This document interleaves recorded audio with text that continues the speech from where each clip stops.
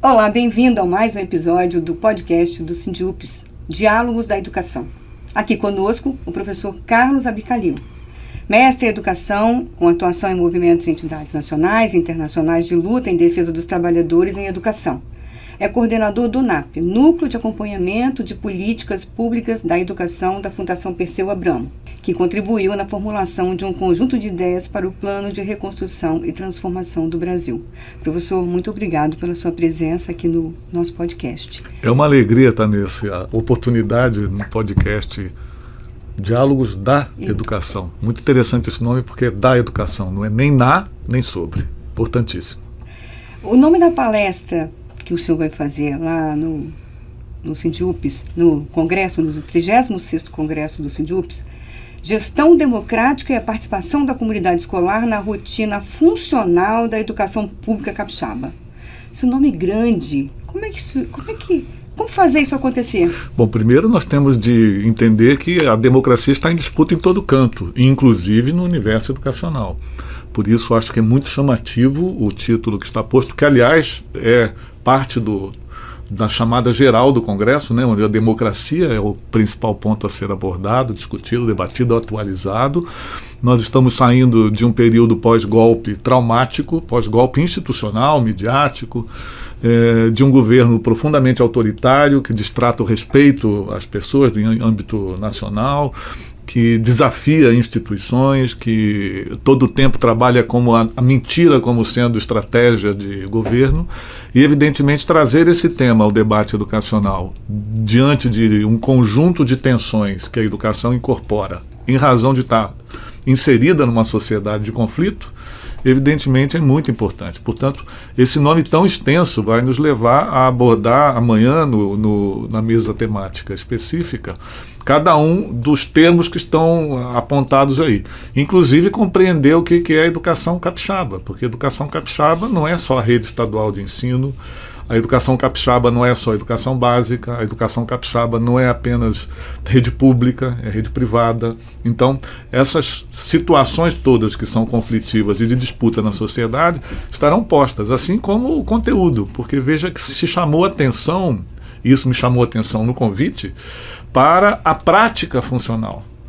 Portanto, nós estaremos tratando de uma abordagem que é uma abordagem conceitual, de consideração conjuntural e estrutural, mas, ao mesmo tempo, colocando atenção na prática efetiva dos profissionais da educação inseridos nesse contexto de disputa. No caso do Espírito Santo, inclusive com a implementação, que deverá ser avaliada em algum ponto, daquela lei complementar de 2015, que criou inclusive uma segregação entre escolas na perspectiva da reforma do ensino médio, que por si só já foi traumática, e evidentemente agora deve estar sendo reorientada numa perspectiva de recuperar as conquistas constitucionais de 1988. A escola pública é uma unidade básica do sistema educacional. Até 2016 houve grandes investimentos, a gente sabe, nas séries iniciais, na alfabetização. Mas nas séries finais do ensino fundamental, isso vem perdendo fôlego, né? Na pandemia isso piorou muito, inclusive, né? Como é que a gente pode vencer esse desafio? Em primeiro lugar, considerar que no Brasil a educação não foi direito universal todo o tempo. Nós estamos falando de menos de 100 anos de concepção de escola pública. É da década de 30 do século passado e somos o país da América do Sul que mais tempo teve de escravidão e de negação de direitos, inclusive de consideração da dignidade das pessoas. Então, no caso brasileiro, a educação básica foi relegada desde o início a esferas mais descentralizadas de oferta educacional, de maneira desorganizada, dedicada sobretudo a municípios e a estados. Desde o período imperial, vamos nos lembrar que quando a família imperial veio para o Brasil, contratou imigrantes alemães, italianos, etc., e ofereceu a eles escola. A escola que era dirigida à hierarquia do império, mas não ofereceu aos cidadãos e cidadãs já nascidos no Brasil essas oportunidades. Aliás, a escola era um privilégio católico e masculino, sobretudo, para a gente entender o que isso significa.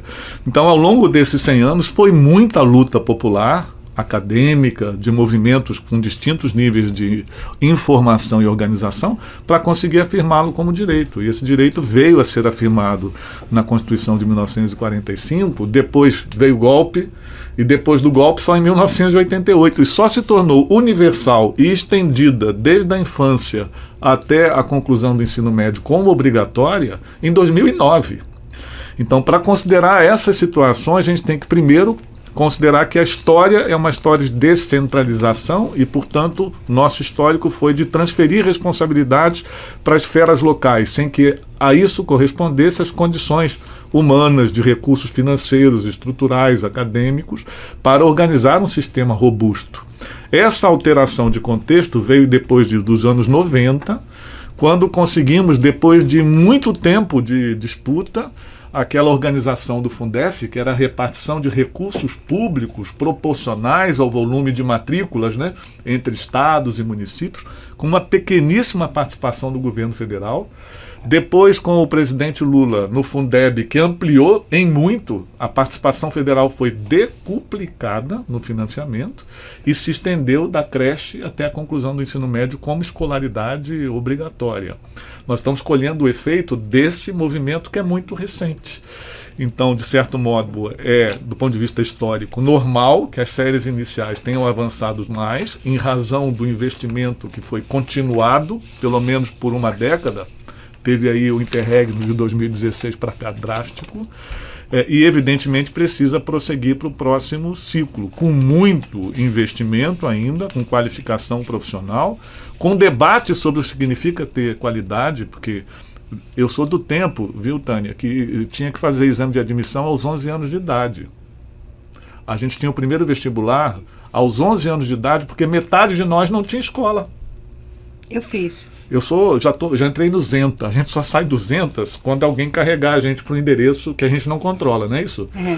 Mas veja, até 1972, metade das crianças brasileiras que conseguiam ingressar na escola, porque a outra metade nem entrava, já parava aos 11 anos de idade. Já ia para um processo de formação profissional, de engajamento no mercado de trabalho aos 11 anos e, portanto, não prosseguia estudos. Nós superamos isso e ainda estamos longe de garantir a universalização. Mas esses passos todos só foram conquistados em razão de muita mobilização popular, de aspiração das famílias de terem seus filhos engajados em processos escolares. Vamos nos lembrar que 10 anos atrás, quantas milhares de famílias brasileiras tiveram o seu primeiro filho, a sua primeira filha, ingressando num instituto federal ou numa universidade, para a gente entender o que isso significa, do tamanho atraso. Lamentavelmente, tivemos uma interrupção drástica, e você lembrou bem, o marco de 2016 com o golpe, e que foi muito acelerado e traumaticamente violentado nos últimos 4 anos. Não apenas com sucessivos cortes do seu funcionamento, vamos nos lembrar que para a educação básica, os cortes do capitão-presidente, acho que eu falei correto, capitão-presidente, foram cortes que levaram o investimento em educação básica a menos de 1/3 do que ele era em 2016.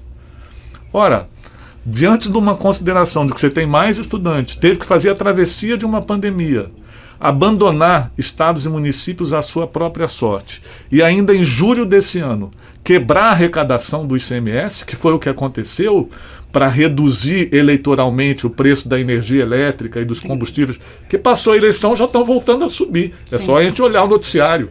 E nós dizíamos isso o tempo inteiro. Só que só essa iniciativa tirou da educação básica 16 bilhões de reais neste ano, com efeitos em todos os anos seguintes. Sabe por quê?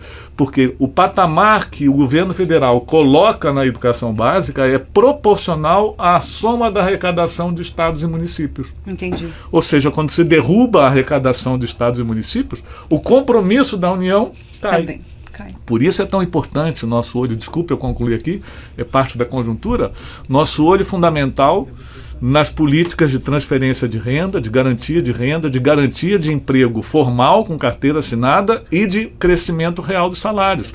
Porque é isso que faz crescer a capacidade de arrecadação de estados e municípios e devolver, portanto, as condições de funcionamento adequadas das escolas brasileiras. Bom, conseguir pagar o piso do magistério e implementar custo-aluno-qualidade não diminuiria a distância da escola pública com a escola privada?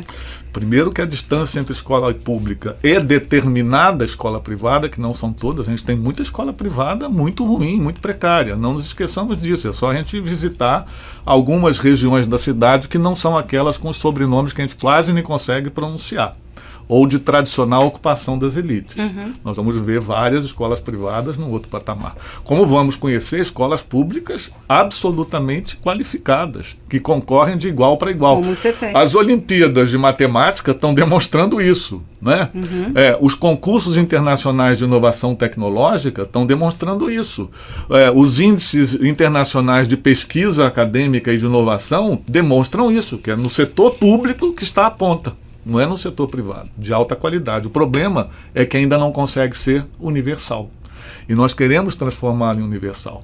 Sobre isso incide uma série de coisas, entre elas essa conceituação de custo-aluno-qualidade, que é uma conceituação dos anos 90. Veja, nós estamos no século XXI e ainda não conseguimos implementar uma formulação do custo-aluno-qualidade num financiamento que estrutura compromisso do governo federal, do compromisso do governo dos estados e compromisso dos municípios, numa formulação que alcance um patamar de qualidade que hoje estaria em torno, como referência de desempenho acadêmico, o custo de um instituto federal, por exemplo, que é 2,7 vezes a média dos estados brasileiros no ensino médio regular.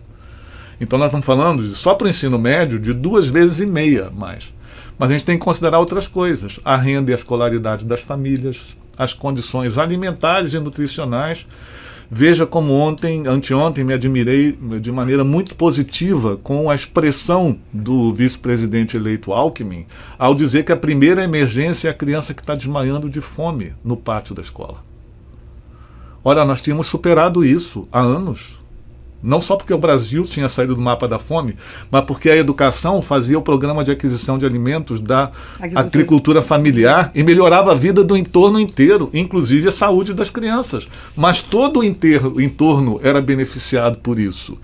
Isso foi rompido, a ponto de há 6 anos não haver reajuste da parte da União, nem no transporte escolar, nem na merenda escolar. Mas não foi só isso que não ajustou salário mínimo, tem mais desemprego, o empobrecimento foi gravíssimo, voltou a fome, subnutrição de crianças até 6 anos de idade. Vocês viram uma semana atrás as notícias de internações que cresceram 3 vezes no início deste ano.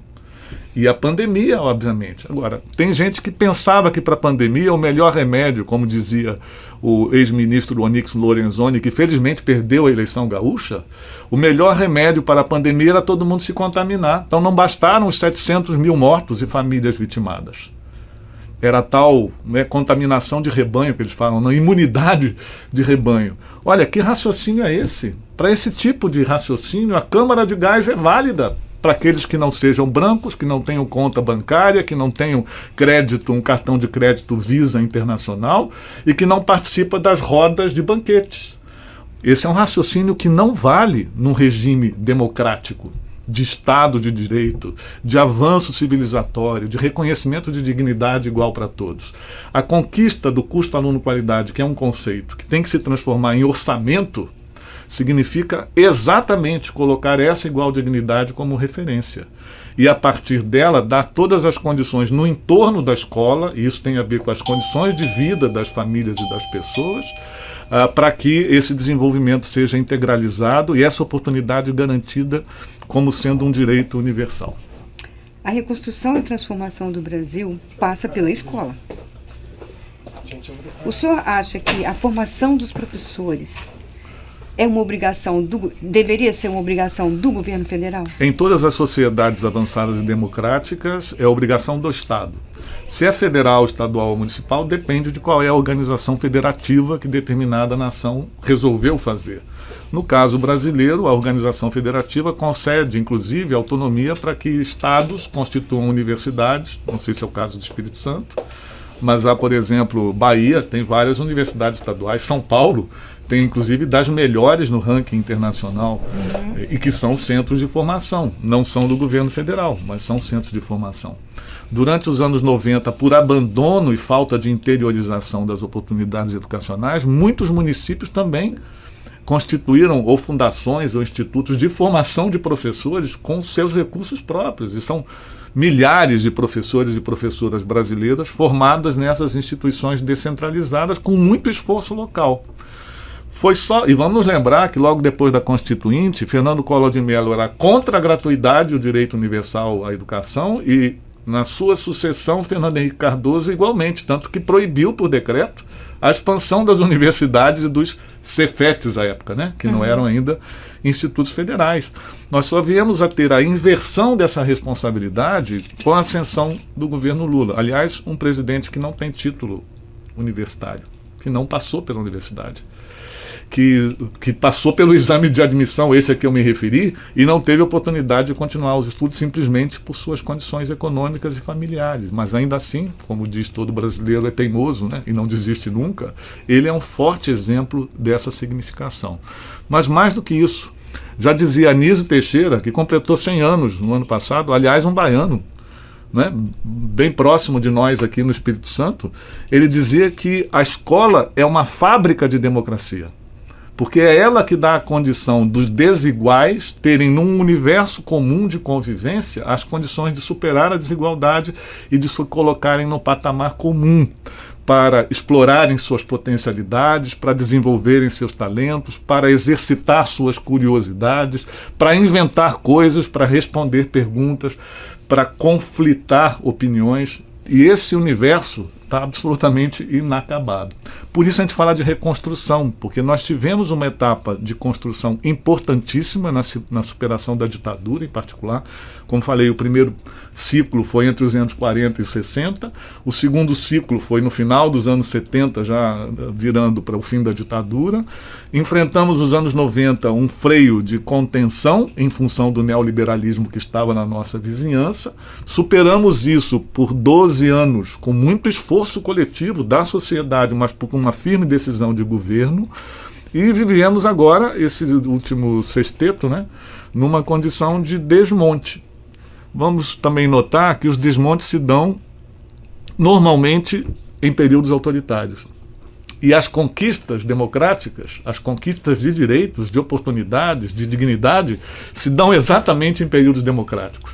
Daí porque essa última eleição em particular, para o quadro brasileiro e para a educação pública exercitada como direito de todas as pessoas, foi tão definitiva, e é tão definitiva, como a gente já entrar o ano de 2023 preparando as condições de que essa reconstrução, e vamos notar bem aqui, a palavra reconstrução não é igual a restauração. Quando isso significa mudar a base, a base nacional comum curricular? Visa também acabar com a reforma do ensino médio? Não sei se acabar, por isso estou falando de reconstrução. Quando ele está falando de reconstrução, que não é restauração, restauração você tem que fazer tudo como era originalmente. A reconstrução é um processo em que você tem a oportunidade de visitar os cantos imperfeitos, demoli-los e replanejá-los. Você tem a oportunidade de desenhar de maneira diferente aquela construção que originalmente você pensou. Você tem condição de, na reconstrução, desfazer por completo o que foi resquício do que a gente chama entulho autoritário. Nesse contexto, como a pergunta anterior era a formação de professores, a Base Nacional Comum Curricular, que estava sendo discutida no Congresso Nacional, no Conselho Nacional de Educação, por organizações acadêmicas desde os anos 14, logo depois do PNE, do Plano Nacional de Educação, foi destituída em 2016 com o golpe, a tal ponto que o Michel Temer mudou toda a nomeação do Conselho Nacional de Educação. Enviou a reforma do ensino médio por medida provisória. Acho que aqui deve ter tido aquele movimento Ocupa dos estudantes também, né, do ensino médio, que fizeram ocupações no país inteiro. E logo na sequência alterou toda a normativa referente à formação de professores, que, aliás, hoje, precisamente na data de hoje, foi motivo de debate na Comissão de Educação da Câmara dos Deputados. Na sucessão dessa revogação das iniciativas de formação de professores, a Base Nacional Comum Curricular veio como uma imposição para aferir, a partir de um receituário de comportamento profissional válido para o país inteiro, obter resultados depois de desempenho acadêmico, num pacote que inclusive leva às teleaulas como sendo instrumento de referência e referência de qualidade para o desempenho educacional, o que é lamentável, porque reduz aquilo que Anísio Teixeira chamou de fábrica da democracia a um serviço de entrega, tipo iFood, onde a prática escolar não é mais o lugar do encontro, da aglomeração, da boa algazarra, da afetividade, do conflito organizado, da busca curiosa, né, por novo conhecimento, do desafio. Principalmente se essa escola tiver uma gestão democrática. Exatamente, porque se for a gestão gerencial de resultado, esse tipo de situação desaparece. Outro dia, numa live dessas que a gente se habituou a fazer durante a pandemia, uma pesquisadora falava que a tentativa agora era de fazer com que nós, professores e professoras, fôssemos fornecedores de aulas. Eu disse, quiçá pudéssemos ser fornecedores. Nós estamos sendo reduzidos por essa lógica, que não é de gestão democrática, a entregadores de peças prontas, onde a decoreba é a regra do desempenho e onde não existe diferenciação de quem chegou ontem no bairro migrante desempregado de pais e mães subescolarizados com aqueles que já estão lá há 60 anos, suas famílias e seus pais escolarizados e com renda garantida. Ora, esse pastel, essa pasteurização, nela não cabe mais da metade do povo brasileiro, porque não se enxerga nessas condições pasteurizadas que não atendem a todos e todas, nas suas diversidades. Não há como ser democrático sem ser plural e sem ser diverso, que é outro tema muito caro também, de maneira feliz para nós reconhecer dentro do SINDIUPS. Vi que esses dias, recentemente, nesse tema da diversidade, inclusive, o sindicato foi reconhecido e premiado. E isso é muito importante para nós considerarmos aquilo que a gente coloca como patamar civilizatório de igual dignidade de todas as pessoas, independentemente da sua origem social, da sua renda, do seu sobrenome, da sua conta bancária, do lugar onde reside, das orientações da sua conduta pessoal e afetiva. Isso é muito fundamental. Escola democrática que não respeite esses aspectos, e a Base Nacional Comum Curricular é um constrangimento para esses aspectos, porque em alguns casos nem os aborda, é muito grave. Há quem pense, inclusive, que a Base Nacional Comum Curricular não deva permitir se discutir, por exemplo, o futuro da Orla de Vitória. E o que significa, com mudança climática, a iminência, inclusive, da maré subir, e todos esses prédios maravilhosos que nós vemos à Orla, inclusive parte dela com aterro, vão sofrer. E as populações da periferia que vão sofrer ainda mais, porque vão ser empurradas para situações ainda mais precárias. Estou dando o exemplo de Vitória, mas isso cabe para qualquer uma das condições de vida das cidades brasileiras. Professor, muito obrigada por sua presença aqui no podcast Diálogos da Educação. Eu fico muito entusiasmado, você pode perceber, vocês que estão nos assistindo, quando os diálogos são da educação.